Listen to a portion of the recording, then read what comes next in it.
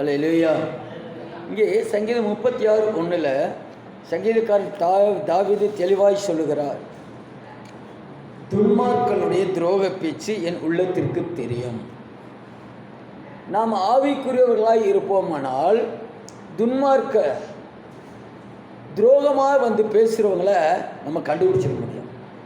துரோகமாக. ஆனால் இந்த காலங்களில் யார் துரோகமாக பேசுகிறாங்கன்னு கண்டுபிடிக்கிறது மிகவும் கடினம். ஆனால் ஆவிக்குரியவர்கள் கர்த்தருடைய பிள்ளைகள் கண்டுபிடிக்க முடியும். சங்கீதக்காரன் அதை கண்டுபிடிச்சார். என்ன கண்டுபிடிச்சாரு? துன்மார்க்கனுடைய துரோக பேச்சு உள்ளத்திற்கு தெரியும். அப்போ துன்மார்க்கனுடைய துரோக பேச்சை ஒவ்வொரு விசுவாசியும் கண்டுபிடிக்கணும். இதுக்கு பேசுகிறாங்களே, நன்மைக்கு எதுவாக பேசுகிறாங்களா, துரோகமாக பேசுகிறாங்களா? இப்போ கண்டுபிடிக்க முடியுதா? அப்படி துரோக பேச்சை கண்டுபிடிக்க முடியுதா? மனுஷனுக்கு விரோதமாக, உங்களுக்கு விரோதமாக துரோகமாக பேசுகிற காரியங்களை கண்டுபிடிக்க முடியுதா? கண்டுபிடிக்க முடியலை. ஆனால் கண்டுபிடிக்கணும். யார் கண்டுபிடிக்கணும்? யாருக்கு கண்டுபிடிக்கணும்? ஆவிக்குரியவர்கள், இயேசுவை நம்புறவங்க கட்டாயம் கண்டுபிடிக்கணும். அல்லேலூயா, அல்லேலூயா, அல்லேலூயா, அல்லேலூயா, அல்லேலூயா. அதனால கண்டுபிடிக்க தெரியணும். நமக்கு துரோகமாக பேசுகிறவங்க யாரு, நன்மைக்கு எதுவாக பேசுகிறவங்க யாருங்கிற தெளிந்த புத்தி இருக்கணும்.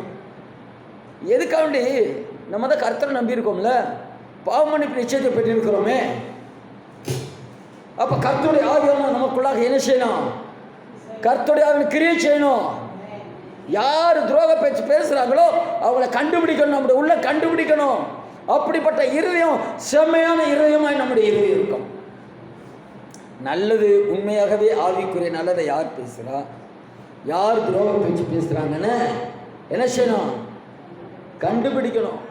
உள்ளம், நம்ம உள்ளம் கர்த்தருக்குள்ளாக செம்மையாக இருக்குமானால் கண்டுபிடிச்சிடும். அதுதான் முக்கியம். எல்லா மனுஷரும் செம்மையாய் பேசுவார்னு சொல்ல முடியாது. எல்லா மனுஷரும் கர்த்தருடைய அன்பை வெளிப்படுத்துவாங்கன்னு சொல்ல முடியாது. எல்லா மனுஷரும் நீங்கள் நல்லா இருக்கணும்னு நினைப்பாங்கன்னு சொல்ல முடியாது. மனுஷன் பேசுகிற பேச்சை வச்சே உங்கள் துரோக பேச்சு அது கீழே பாருங்க சொல்லப்படுது.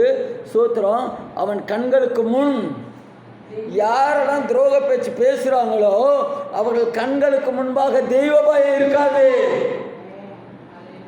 தெய்வத்தை குறித்து பயம் இருக்காது. அவர்கள் சாதாரண பேசிட்டு போயிடுவாங்க. துரோக பேச்சு, ஏன்னா தெய்வ பயம் இருந்தால் பேச மாட்டாங்களே. ஐயோ, நம்ம பேசுகிறது துரோக பேச்சு, நம்ம பேசுகிறது துன்மார்க்க பேச்சு, நம்ம பேசுறது அவர்களுக்கு ரோகமாக பேசுகிறோம், இது கர்த்தருக்கு பிரியமில்லை என்று உணர்வார்களே. தெய்வ பயம் இல்லாதவர்கள் தான் துரோக பேச்சு பேசுவாங்க. மீறி ஆளு தெய்வ பயம் இருக்கிறவங்க, கர்த்தருக்குள் இருக்கிறவங்க, தேவ பக்திக்கு ஏதுவாய் நடக்கிறவங்க, தேவ ஆவியினால் நடத்தப்படுகிறவங்க துரோக பேச்சையே பேச மாட்டாங்க. நாம் இதெல்லாம் அறிந்து வைத்திருக்கணும். ஆவிக்குரியவர்கள் அறிந்து வைத்திருக்கணும். இன்னொரு வசனம் சொல்லப்படுகிறது. உமது ஆலயத்துள்ள 8வது வசனம் வாசிங்க யாராவது.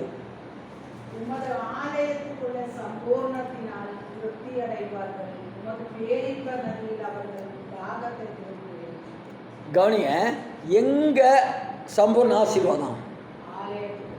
வேலை செய்கிறதுலையோ வியாபாரத்துலையெல்லாம் சம்பூர்ண ஆசீர்வாதம் வராது. எங்கே வரும்? ஆலயத்தில் கர்த்தரை தொழுது கொள்ளும் பொழுது அவர் சமீபமாய் வந்து சம்பூர்ண ஆசீர்வாதம் கொடுக்கிறார். அதில் பாருங்க, அழகா தெளிவாக எழுதப்பட்டிருக்கு. என்ன சொல்லுது? உமது ஆலயத்துள்ள சம்பூர்ணத்தினால் திருப்தி அடைவார்கள், அவர்கள் பேரின்ப நதியினால். அல்லேலூயா. உங்கள் தாகம், ஒன்று சொல்கிறேன், உங்களுக்கு என்ன தாகம்? ஆத்ம தாகம் இருக்கா? குடும்பத்தை குறித்து தாகம் இருக்கா? எங்கள் குடும்பம் மாற்றப்படணும் அப்படிங்கிற ஒரு தாகம் இருக்கா? எங்கள் குடும்பம் ஆசீர்வதிக்கப்படணும் ஒரு தாகம் இருக்கா? பிள்ளைகள்லாம் மாறணும் தாகம் இருக்கா? இந்த தாகம் எங்கே நிறைவேற்றப்படும்னா ஆலயத்தில் தான். உங்கள் விருப்பம். ஹலோ, இருக்கீங்களா? உங்கள் விருப்பம் நிறைவேறணும்னா எங்கே நிறைவேறும்? உங்கள் சுய பலத்தினால என்ன செய்ய முடியாது, எதையும் தாகம் தீர்க்க முடியாது. தாகம் தீர்க்கிறது எப்போ அப்படின்னா, எப்படி? ஆலயத்தின் மூலமாக தான் உங்களுக்கு தாகம் தீர்க்கப்படும். ஆலயத்தின் மூலமாக தான் சம்பூர்ண ஆசீர்வாதம், பூர்ணமான ஆசீர்வாதம் வேணும்னா ஆலயத்திலிருந்து தான். வேற எங்கிருந்து கிடைக்காது. நீங்கள் எங்கேயும் தேடி அலைய வேணாம், தேடி ஓட வேணாம், தேடி தேடி சோர்ந்து போக வேணாம், தேடி தேடி. அதனால் கர்த்தருடைய நாம் மகிமைக்காக சோத்திரம். ஆலயத்தில் தான் உங்களுக்கு சம்பூர்ண ஆசீர்வாதம். அல்லேலூயா, சொல்லுங்க அல்லேலூயா. அதுக்கடுத்து கடைசி வசனம் பாருங்க. அதோ அக்கிரமக்காரர் விழுந்தார்கள், தள்ளுண்டு போனார்கள். இந்த அக்கிரமக்காரர் யாரு? துரோக பேச்சு பேசுறவங்க. 1ஆவது வசனம் என்ன சொல்லுது? 36:1 துரோக பேச்சு பேசுகிறவர்கள் என் உள்ளத்திற்கு தெரியும். யார் பேசுவார்? அக்கிரமக்காரர். இந்த அக்கிரமக்காரர் தள்ளுண்டு போவார்கள். யாரெல்லாம் துரோக பேச்சு பேசுகிறார்களோ அவர் ஒருவேளை இன்னைக்கு பார்க்க நல்லா இருக்கலாம், ஆளை விரிச்சம் போல தெரியும், ஆனால் சடுதியிலே மரணம். தயவு செய்து துரோக பேச்சு யாரை குறித்து பேசாதீங்க. துரோக பேச்சு யார் பேசுவாங்க? துன்மார்க்கன். சங்கீதக்காரன் ரொம்ப தெளிவாக எழுதி வச்சிருக்கிறது. இதை பூரா வாசம்னாலே நம்ம கர்த்தருக்குள் ஸ்திரப்பட முடியும், வைராக்கியமாக இருக்கும், அநேக சுபாவங்கள் மாற்றப்படும். துரோக பேச்சை கண்டுபிடிக்கணும். நம்ம இருதயம் இவங்க வந்து பேசுறது துரோக பேச்சு பேசுகிறாங்கன்னு கண்டுபிடிக்கணும். உங்கள் ஆலயத்தில் தான் சம்பூர்ண ஆசீர்வாதம். அதில் தான் சொல்லப்படுகிறது. அதோ அக்கிரமக்காரர்கள் விழுந்தார்கள். என்னைக்கா இருந்தாலும் அக்கிரமக்காரர் விழுந்துருவாங்க. என்னைக்கா இருந்தாலும் அக்கிரமக்காரர் நிலை நிற்க முடியவே முடியாது. எவ்வளோ பிரயாசனாலும் படட்டும், அக்கிரமக்காரர் நிலை நிற்க முடியாது. அவர்கள் என்ன வாங்கலாம்?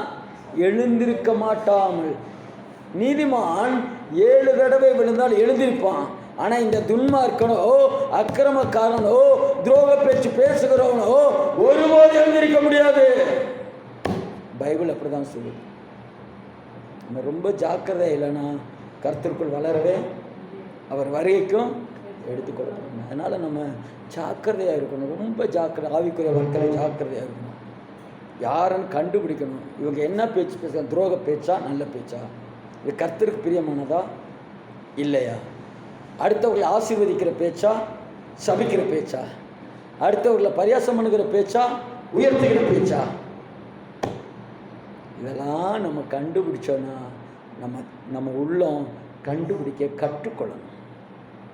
அப்படிப்பட்டதை கர்த்தர்கிட்ட ஜெபம் பண்ணணும். ஆண்டவரே, துரோக பேச்சு பேசுகிறவங்கள நாங்கள் கண்டுபிடிக்கணும். துரோக பேச்சு பேசுகிறவங்கள, தேவனுக்கு பிரியமில்லாமல் பேசுகிறத நாங்கள் கண்டுபிடிக்க ஞானத்தை கொடுங்க. இப்படி ஜெபம் பண்ணும்பொழுது நமக்கு தெளிந்த புத்தியை தருவார். அப்படி ஈஸியாக கண்டுபிடிச்சிடலாம். துன்மார்க்கரோடு துன்மார்க்கமாய் சேர்ந்து நாம் மடிய வேண்டிய அவசியம் இல்லை. துன்மார்க்கரோடு துன்மார்க்கரமாய் சேர்ந்து விழுந்து போக வேண்டிய அவசியம் இல்லை. எழுந்திருப்போம், எழும்பி பிரகாசிப்போம், குடும்பமும் பிரகாசிக்கும், கர்த்தர் ஆசீர்வதிப்பார். நல்ல செய்யறதுக்காக ஸ்தோத்திரம் பண்ணுவோம்.